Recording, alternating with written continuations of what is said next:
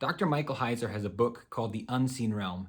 In it, he offers an explanation for Old Testament violence. Now, in order to understand his thesis, we have to first look at his interpretation and understanding of Genesis chapter 6. In Genesis 6, starting in verse 4, we read that the Nephilim were on the earth in those days. This is right before the flood of Noah. It says that they were on the earth in those days and also afterward, when the sons of God came into the daughters of man, and they bore children to them. These were the mighty men who were of old, the men of renown. Now, Heiser looks at texts like 1st Enoch, which are not in our Bible, but were somewhat well known going into the first century and even the world of Jesus.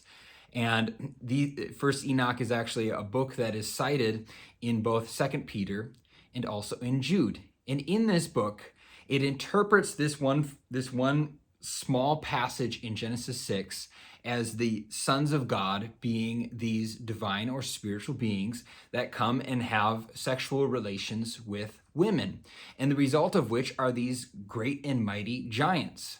Now, giants are actually the result of similar relations in many other ancient Near Eastern texts, only in those stories, the giants are the heroes, versus in the Bible, those giants are the villains. And so with that in mind, these are the Nephilim, who it says are there both before the flood and after the flood, which is something interesting to ponder. But what Heiser does is he says that the conquest of Joshua, of Israel, and then even later all the way to David, that a lot of this Old Testament violence can be explained by understanding that God is trying to eradicate the bloodline of the Nephilim, which in this understanding is viewed as demonic, and Genesis 6 itself being seen as almost like a second fall in our world. He points to a couple passages. We'll only cover a couple of these, but Numbers chapter 13, starting in verse 32. This is as Israel is approaching the promised land. They send out spies into the land, and then they report back. When they report back, they say, the land through which we have gone to spy out is a land that devours its inhabitants.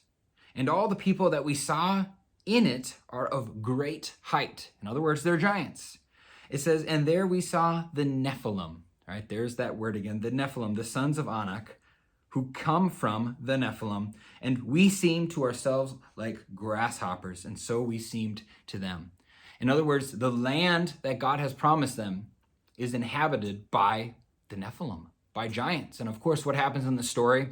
After Israel disobeys and spends 40 years wandering in the wilderness, Joshua's generation is able to go and they eradicate the Nephilim. And what Heiser is careful to show is that all of the areas and the cities that Joshua goes and conquers and is commanded by God to actually annihilate are actually filled with Nephilim, or another word for the giants is the Rephaim, or the sons of Anak. And so he goes through each of those scenarios and shows that this is a very important theme that is oftentimes missed by modern readers.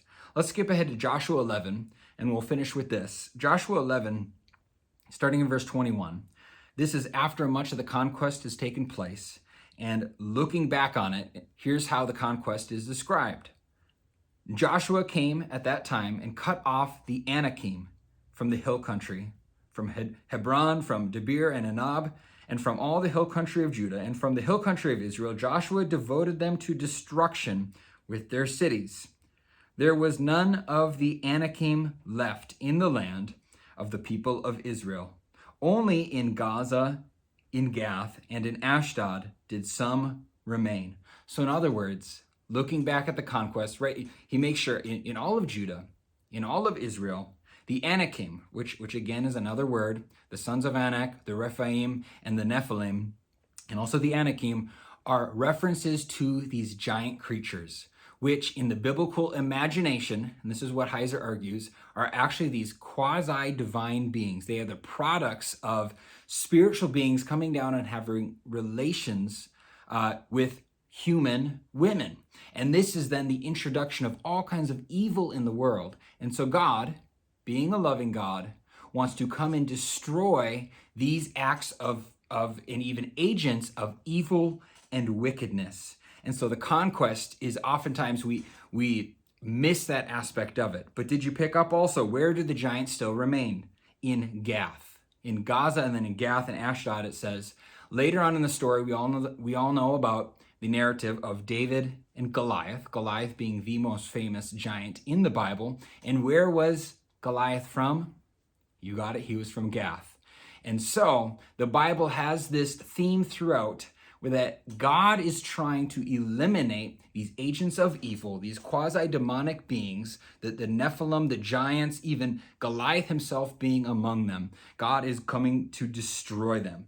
So, conclusion here, Old Testament violence is often directed toward the elimination of these quasi-demonic beings. And so this is a really great way of looking at Old Testament violence in ways that is not often appreciated. And that's something that Michael Heiser helps us with.